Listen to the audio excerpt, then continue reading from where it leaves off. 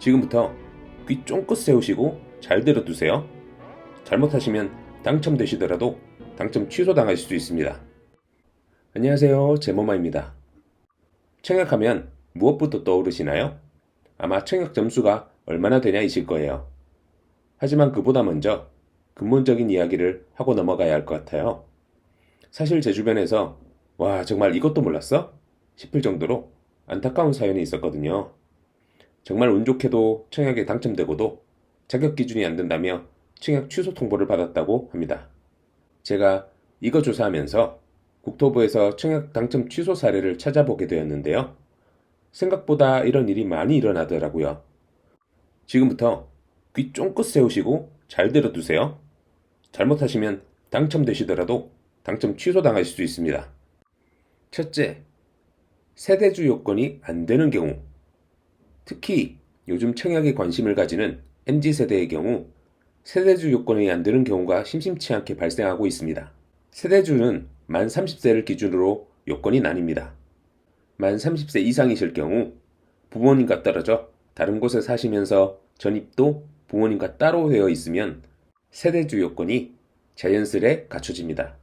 하지만 만 30세 미만인 경우 결혼을 했거나 대한민국 중위소득 40% 이상을 꾸준히 유지하고 있어야만 합니다. 여기서 대한민국 중위소득 40%는 이렇습니다. 여기서 결혼을 하신 분들은 혼인신고일로부터 별도의 세대로 인정되며 혼인을 하지 않은 30세 미만이실 경우는 꼭 부모님과 별도로 거주하며 전입도 옮겨두셔야만 합니다. 청약 대부분은 세대주만 신청할 수 있다는 사실을 모르는 분들도 많습니다. 막상 청약 점수 요건을 갖추고도 세대주 요건을 놓쳐서 기회를 날리는 경우가 의외로 많다고 하니 조심하시기 바랍니다. 둘째, 동일 세대에서 중복 당첨된 경우. 아까 설명드렸지만 청약 1순위는 대다수 세대주만 신청이 가능합니다. 청약을 좀 공부해 보신 분들은 부부가 따로 살 경우 각각 세대주가 될 수 있기에 청약을 둘 다 신청하실 수 있다는 사실을 아시는데요. 같은 아파트의 당첨 확률을 높이기 위해 가족이 청약을 접수하여 1세대에 중복 당첨된 경우에는 모두 취소 처리됩니다. 이 경우는 정말 억울한 경우라고 할 수 있겠죠?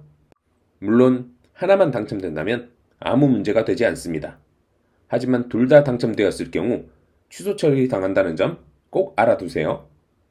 셋째, 세대원 중에 유주택자가 있는 경우. 이 케이스가 가장 일반적인 경우입니다. 본인은 당연히 집이 없을 것이라고 생각했던 세대원 중에 누군가 자그마한 빌라라도 가지고 있을 경우 청약은 취소됩니다. 청약 1순위 자격 중 하나인 무주택자란 세대주 본인뿐만 아니라 세대원 전원이 무주택 상태여야만 해당되는 조건이니 꼭 명심하세요. 단 예외 조항이 있습니다.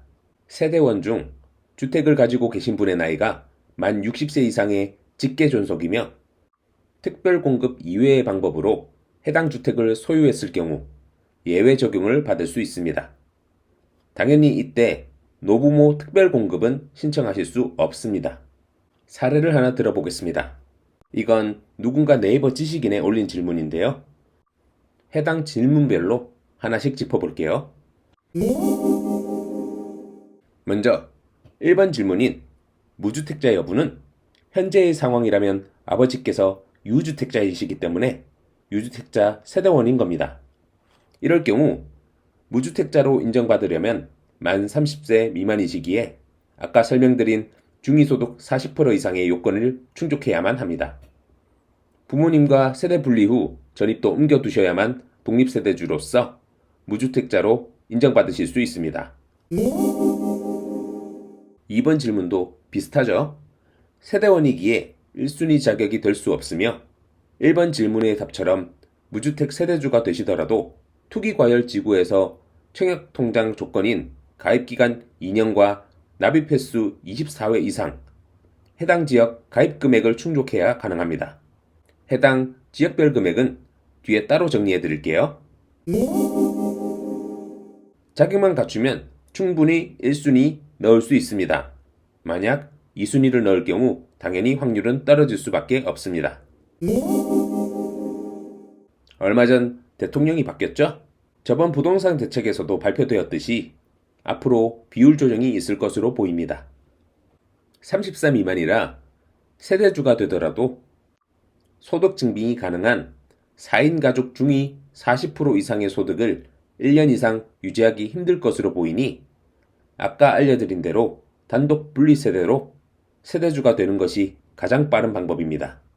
즉, 본인만 세대 구성원이니 부양가족 점수는 5점입니다. 생애 최초 특별공급이라는 것을 한 번쯤 들어보셨을 거예요. 이걸 노리시는 분들이 항상 놓치는 것이 있습니다. 바로 자격 요건입니다. 이 질문을 올리신 분도 나름 알아보시고 질문을 하신 것 같은데 질문자분이 세대주라고 하더라도 세대원인 아버지가 주택을 가지고 계시기 때문에 생애 최초 특별공급에 신청하실 수 없습니다. 혹시 주택을 가지고 있지 않더라도 과거 한 번이라도 주택을 소유하신 경험이 있으시다면 이 생애 최초는 신청하실 수 없습니다. 이 사이트는 부동산 정책정보 사이트입니다. 이번에 생애 최초 특별공급 확대 및 개선 사항을 안내하고 있는데요. 조금만 내려가서 확인해 보면 자격 사항이 나옵니다. 보이세요? 세대원 중 누구도 주택을 구입한 적이 한 번도 없어야 된다는 것. 그리고 아래에 조금만 내려가서 보면 아까 질문자분이 올리셨던 소형 저가주택에 대한 이야기도 나옵니다. 소형 저가주택을 보유하고 있는 경우에는 유주택자로 생애 최초 특별공급의 대상자가 될 수 없다고 되어 있습니다. 이런 세부적인 요건은 네이버 지식백과 같은 곳에서 검색해 보셔도 나오니 확인해 보셔도 좋을 듯 합니다. 자, 그럼 필수적으로 알아두시면 좋은 청약점수 계산 방법을 정리해 드릴게요. 가장 먼저 청약통장에 해당 지역에서 필요한 금액의 돈이 들어가 있으셔야만 자격이 되니 꼭 확인해 두세요. 청약은 공공분양과 민간분양이 있는데요. 정부에서 하는 공공분양의 경우 매달 10만원까지만 인정해 주기 때문에 매달 10만원 정도는 꾸준히 넣어두시는 게 좋습니다. 이번 하남교산 사전청약 당첨 커트라인을 보면 최소 납입 금액이 1,860만원이었고 납입기간이 15년 6개월이었다는 점을 알아두셨으면 좋겠어요. 공공분양은 민간분양과 달리 청약저축기간과 금액이 많은 순으로 당첨자를 가립니다. 즉, 최대 10만원씩 오래 꾸준히 넣은 사람이 유리합니다. 하지만 우리가 하는 청약 대부분이 민간분양인 만큼 통장에 이 정도 금액만 들어가 있으면 웬만한 청약하시는 데는 큰 문제가 없습니다. 일반적인 민간분양의 경우 월 최소 2만원에서 최대 50만원까지 납입하여 통장을 준비하시면 됩니다. 서울 30평 초반대를 하시려면 최소 300만원이 있어야 하니 50만원씩 6개월이면 청약통장 자격이 세팅되는 것입니다. 자, 지금부터 청약가점 계산 시 필요한 항목을 초간단 요약 정리해 드릴게요. 무주택 기간은 만 30세부터 기간 산정이 시작되기 때문에 만 30세 이하시라면 아무리 청약통장을 일찍 가입하셨더라도 빵점입니다. 단 30세 이전에 결혼을 하셨다면 혼인신고일로부터 기간이 산정되니 참고해주세요. 부양가족은 나를 제외한 함께 사는 직계존속, 직계비속, 세대원들을 의미합니다. 1인 가구시라면 부양가족이 0명이니 5점이라고 보시면 됩니다. 세대주 포함 총 4인 가족이라면 20점이 되겠죠? 여기서 중요한 포인트는 같은 주거지에 주민등록상 3년 이상 지속적으로 들어가 있어야 한다는 것입니다. 실제로 같이 살더라도 주민등록 주소지상에 함께 기록되어 있지 않다면 부양가족으로 인정받기 힘듭니다. 단, 배우자의 경우는 근무지 등의 사유로 따로 떨어져 있어도 부양가족으로 인정됩니다. 마지막으로 통장 가입 기간인데요.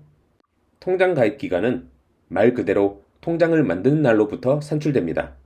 보시고 계신 표대로 점수를 계산해 주시면 되는데요.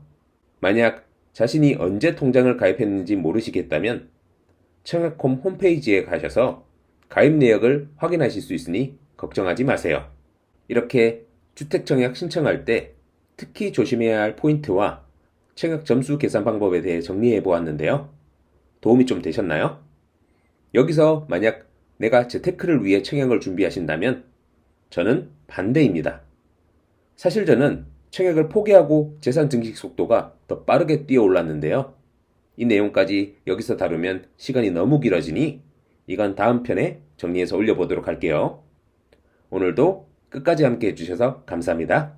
행복한 하루 되세요.